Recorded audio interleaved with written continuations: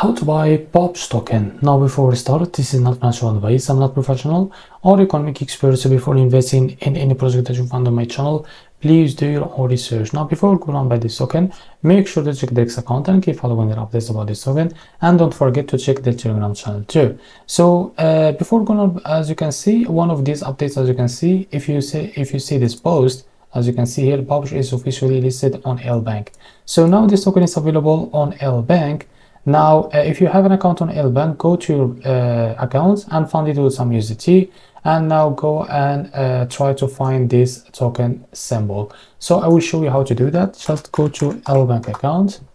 Now try to log into your account. Now go back to this page and copy the token symbol. So after you copy it, in the search here, paste it. As you can see, you'll be able to see this pair. Now click on it. So after that, as you can see, after that, try to wait to load this page.